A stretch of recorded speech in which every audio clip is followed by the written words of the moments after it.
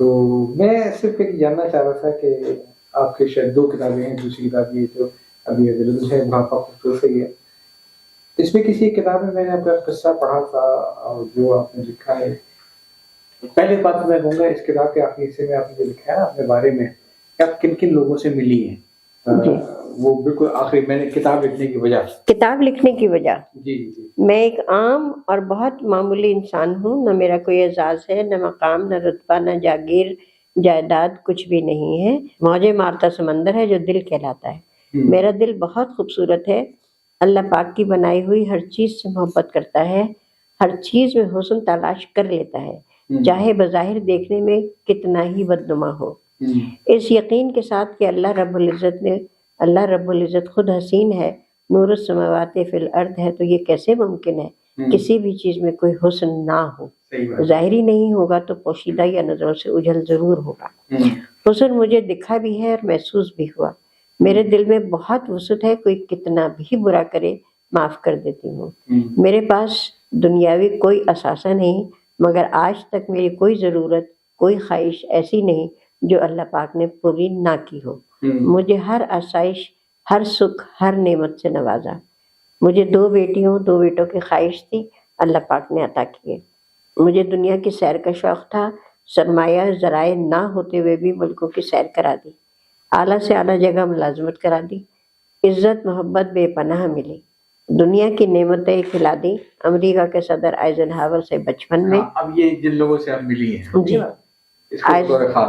Eisenhower से बचपन में सेंट पैट्रिक स्कूल माड़ीपुर में मिला दिया। उसके बाद Shah Iran Malika Farah Diba, field marshal Ayub Khan, air marshal Azhar Khan, air marshal Noor Khan, Hakim Mohammad Saeed, वज़ीर आज़म मोहम्मद मिराज खान, वज़ीर आज़म बेनज़ीर भुट्टो, वज़ीर आज़म नवाज शरीफ, सदर तारड़, जनरल वहीद काकड़,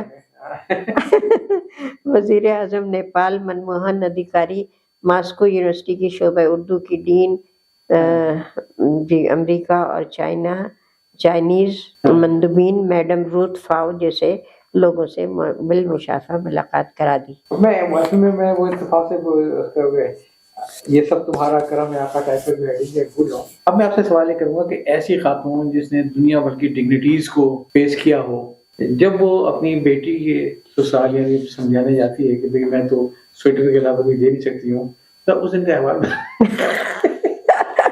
फिर बात आपकी कैसे हुई?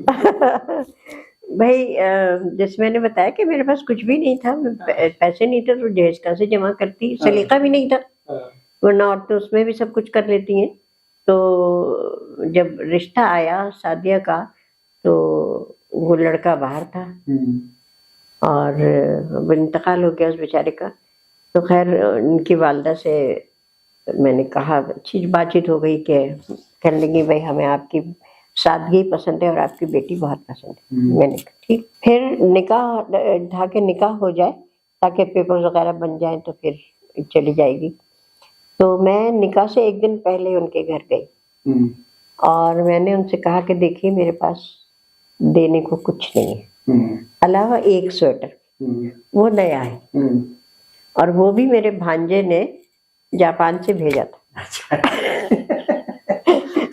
इसके अलावा सिर्फ मेरी बेटी है और कुछ भी नहीं। और मैं आपसे बिल्कुल गलत। अच्छा 2 रंग की चप्पल पहन के गई थी मैं।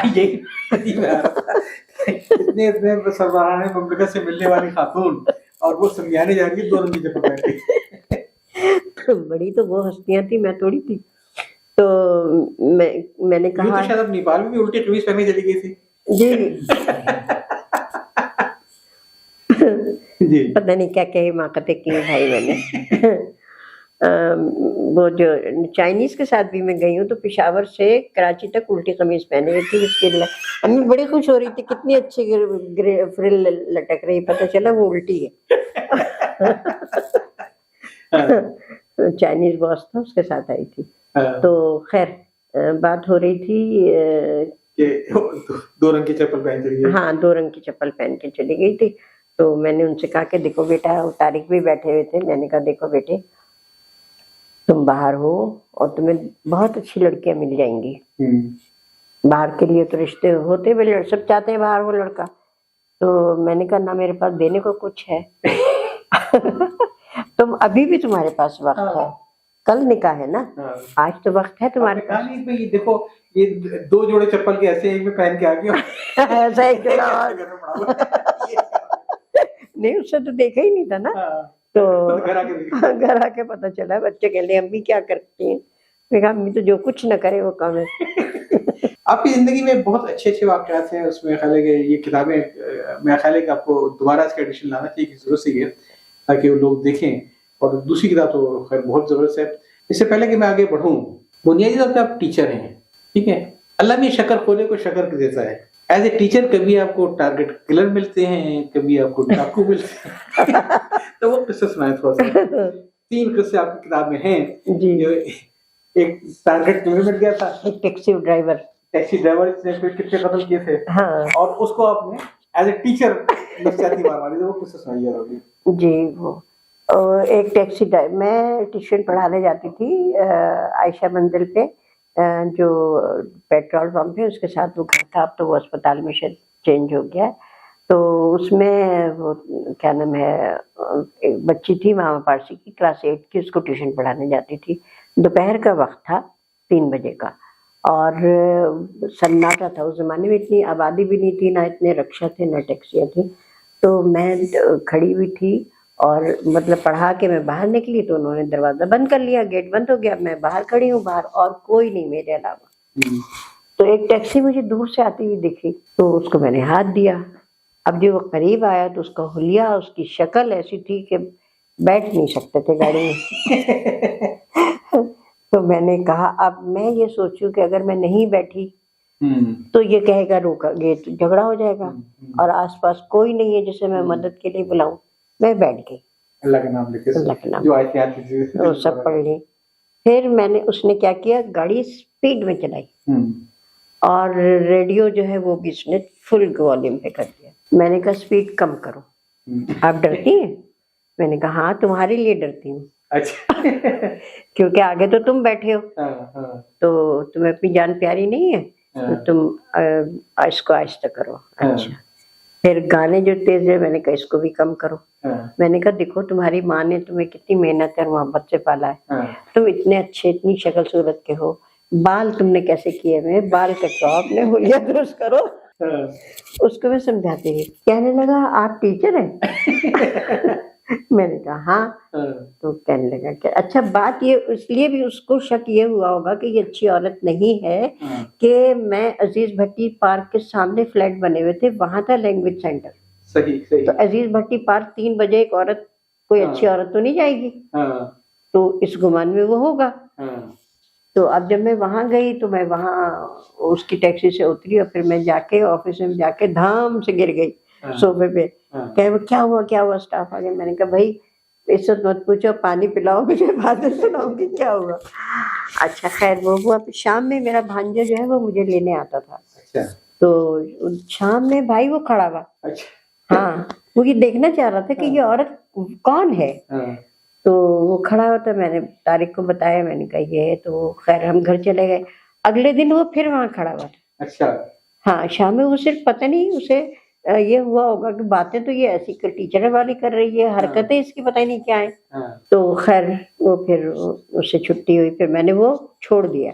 अच्छा। वो हाँ, वो इदारा ही छोड़ दिया। मैंने कहा भाई सही नहीं है। फिर एक हम मरी जा रहे थे, अपनी मेरी दोस्त थी उनके साथ जी। मैं और वो दो जा रहे थे। तो टैक्सी, मेरी आदत है हर एक से मैं बातचीत कर, तो उनसे भी बात कर रहे। तो उसने कहा कि, मैंने कहा पहले क्या करते थे? मैंने कहा अभी चंद दिन पहले तो छुट के आया हूँ।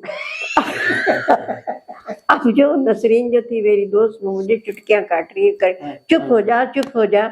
मैंने कहा कैसे चुप हो जाऊं, बात छिड़ गई है, अब तो पूरी होगी। तो मैंने कहा तू चुप रह। उसने कहा कि बाजी आप डरोगी तू? मैंने कहा मुझे तो डर लगता ही नहीं है। कहने लगा अब मैंने 8 कत्ल किए। मैंने कहा अच्छा, तो मैंने कहा इसीलिए जेल में थे? कहने लगा हाँ।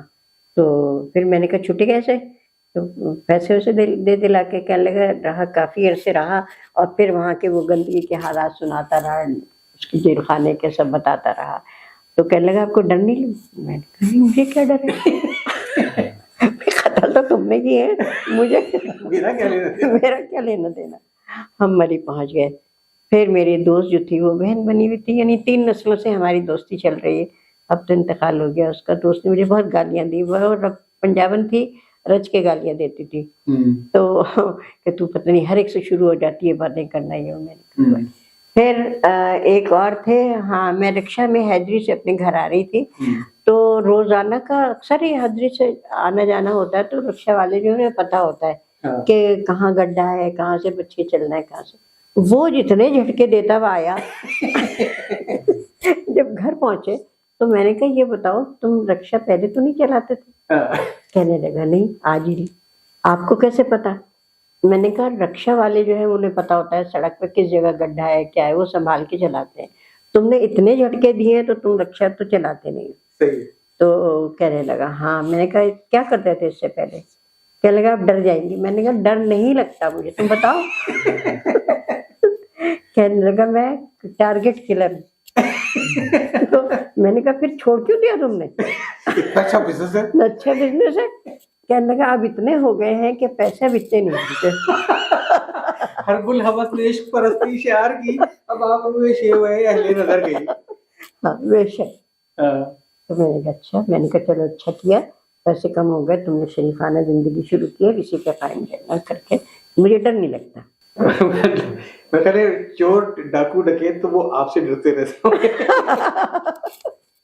तो जिंदगी आपने बड़ी मजे से गुजारी। और मेरी नानी मरहुमा थी, तो वो अक्सर अव्वल तो मैंने उनको हमेशा सिर्फ जिंदगी में से कुरान पढ़ती देखा, या नमाज या कुरान। यानी हमारी सखी थी, हमने वादा किया था कि जो पहले मरेगा दूसरे के लिए कुरान पढ़ेगा और दूसरा उसके लिए कुरान पढ़ेगा। तो 100 सखी को मैंने बख्श दिए, 100 कुरान से पढ़ेगा। अच्छा, लेकिन कभी कभी मूड में आती थी तो गुनगुनाती थी। अच्छा। तो एक मुझे याद है कि अक्सर वो छोटा सा गीत गुनगुनाया करती थी कि जो जाकर ना आए वो जवानी देखी, जो आकर ना जाए वो बुढ़ापा देखा। कितना खूबसूरत बात है। आपकी सुहानी उम्री का पहला हिस्सा जो जाकर ना आए वो जवानी देखी, और दूसरा हिस्सा जो आकर न जाए वो बुढ़ापा देखा। इस जिंदगी में आपने क्या पाया ऐसा? अगर आप डिफाइन करें मिसेस रऊफ को तो कैसा पाया आपने उनको? जिंदगी को या खुद को? खुद को। खुद को बहुत मुतमईन, अल्हम्दुलिल्लाह। अल्हम्दुलिल्लाह, क्योंकि मेरी कोई जरूरत, कोई ख्वाहिश ऐसी है ही नहीं जो पूरी ना हुई हो। और बच्चों की ख्वाहिशें तो आपने पूरी नहीं की। क्यों? वो अली की ख्वाहिश थी ना कि छत पे कुआं बनवा लेते। नीचे कुआं बनवाएंगे तो बच्चे गिरेंगे, आपने स्कूल की छत के ऊपर कुआं नहीं बनवाया। मैं सही कह रहा हूँ गलत? हाँ सही कह रहे हैं बिल्कुल। और इसीलिए वो टंकी पे एक दफा चढ़ गया था, अगर बकरा नहीं आया तो मैं नीचे की लाल बकरा नहीं आया था। तो आपकी बेटी से समझाया था, क्या समझाया था बता दे? हाँ, उसने ये कहा था कि अली नीचे उतर आओ, अगर मर गए अम्मी बहुत मारेंगी। इतना रोक था आपका कि बच्चा डर के मारे नीचे आ गया, मरने से डर नहीं था। उसे क्या पता मरना क्या होता है, उसको ये बोलता कि मारना क्या होता है, अम्मी बहुत मारेंगी। तो माशाल्लाह, वैसे आपकी किताब में जो आपके अंदाज की सादगी जो मुझे बहुत पसंद आई है। फिल्म लोग ये होता है कि जब सवाल लिखते हैं तो अपने बारे में अच्छी चीजों को बड़ा प्रोजेक्ट करते हैं और बाकी कहते हैं भाई ये तो पर्सनल मामला है। आपने बड़ा खुल के लिखा अपनी किताब में कि भाई मैं रोजे नहीं रखती थी, मुझे भूख लगने डर लगता था। और आपने ये भी बड़ा खुल के लिखा कि 8वीं क्लास में जब इस्लामियात के टीचर ने पूछा तो पूरी क्लास रोजे रखती थी सिवाय मेरी 2 बेटियों के। बिल्कुल। तो वो थोड़ा सा जो उस दिन पहला रोजा था उनको शर्म आई, उनका भी रोजा भी रखा जाता है। हाँ। तो बताइए आपने क्या उनके साथ सलूक रवा रखा? हाँ। जिस दिन का पहला, अच्छा भाई दीदी, उसके बाद से मेरा कहना ये कि जब पहला रोजा रख लिया अपनी मर्जी से, इनके कहने पे नहीं, तो फिर हमेशा रोजा पर जी पाबंद है। वो पहला रोजा था उसका तो अहवाल से है। हाँ, वो मुझे रऊफ साहब के बाद ना मुझे अपने बच्चों से बहुत ही मोहब्बत हो गई थी, और खौफ भी था। तो भूख का खौफ था कि भूखे अगर रहे तो मर जाएंगे, और ये बच्चे नहीं रहेंगे तो क्या होगा। एक खौफ अंदर बहुत था। और मैं खुद भी बहुत खाने लगी थी रऊफ साहब के बाद, मेरी हिस्स खत्म हो गई थी और मैं खाती थी कि मैं खला है मेरे अंदर। तो बच्चों को मैंने रोजे रखवाए ही नहीं।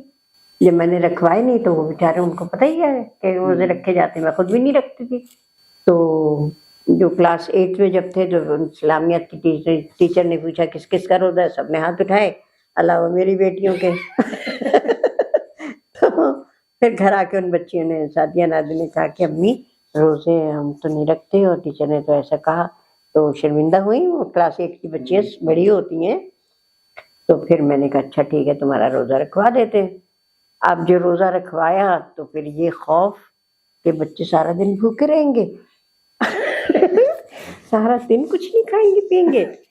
तो गर्मी भी थी, तो मैंने क्या किया, एक बाल्टी भर के पानी कमरे में रख लिया सही और चारों बच्चों को गोद में लेके बैठ गई सही है। और VCR भी मंगा लिया हाँ, फिर। ये मुझे पोर्शन बड़ा पसंद आया था कि बच्चों को मसरूफ रखने के लिए आपने VCR मांग रखा है, बेटा देखो तुम्हारा रोजा है ना, चलो अपनी पसंद की फिल्में देखो।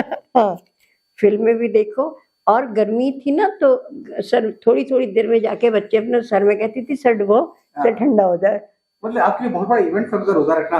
हाँ हाँ, और गोद में लिए बैठी रही कि कैसे बेचारे, और शहरी में भी इन्हें खूब खिलाया था। तो इस तरह से उनका वो पहला रोजा हुआ। खूब फिर शाम में खूब चीजें बनाई, उनको खिलाई। तो बहुत अजीब हूँ ना मैं। तो अब तो माशाल्लाह सब बच्चे पाबंदी से रोजा रखते हैं अलावा मेरे। तो मैं भी डंडी मारती हूँ और बच्चे कहते हैं नहीं अम्मी कमजोरी हो आपने जाएगी। बताया ना कि मतलब ज्यादा खाने की आदत भी थी लोग साहब के इंतकाल के बाद। अब बहुत खाती कैसे रोजा रखेगा इस तरह खाने का। बहुत खाती थी मैं। हाँ, अब किसी के घर गई, उन्होंने डोंगे में सालन रखा है, तो मैंने बजाय प्लेट में निकालने के डोंगे में खा लिया। अरे भैया क्या। हाँ, बहुत। तो वो ज़हनी कैफियत नहीं थी ना मेरी, एक अजीब सा खौफ में उसमें मुब्तला थी मैं। तो 1 साल इस कैफियत में गुजरा।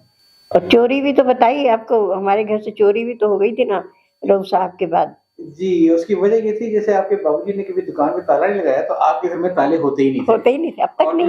अभी तक नहीं, कैसे दीवार खान क्या जो होता है। तो चोरी क्यों नहीं, वो मसला क्यों नहीं ये पता नहीं। एक दफा चोरी का होना कोई हैरत की बात नहीं है। तो ऐसे भी लोग हैं भाई जो घर में ताला नहीं लगाते हैं, ये आपको घर का एड्रेस ही देंगे अभी। हाँ वो रऊफ साहब के इंतकाल के बाद मैं ज़हनी तौर पे प्रेजेंट नहीं थी। मतलब यूं चलती फिरती थी, नमाज पढ़ती थी, लेकिन मुझे नहीं पता होता था घर में क्या हो रहा है, कौन आ रहा है, कौन जा रहा है। मुझे कोई मिलने आता था, मैं सोचती थी मेरी शादी हुई है तो मुझे देखने आ रहे हैं, मैं दुल्हन हूँ, ये मुझे वो था। तो इस तरह से अब यानी सिलबट्टा तक हमारे घर से चोरी हो गया, लोग ले गए। रऊफ साहब के मेडल्स जो थे वो चोरी हो गए, जो उनकी वो थी जो उनकी यादगारें थी वो चोरी हो गई। सारे बर्तन, कपड़े, हर चीज जिसका जो दिल चाहता था वो ले जाता था। और मैं देख घर में आप लोग थी उस वक्त वाली नहीं थी, उस घर में आप लोग थी क्या? मैं घर में थी। अच्छा, आपकी मुर्गी। हाँ हाँ, मैं कह रही हूँ, मैं नमाज पढ़ती थी, खाना खाती थी, लेकिन मुझे अपने इर्द गिर्द का नहीं पता था।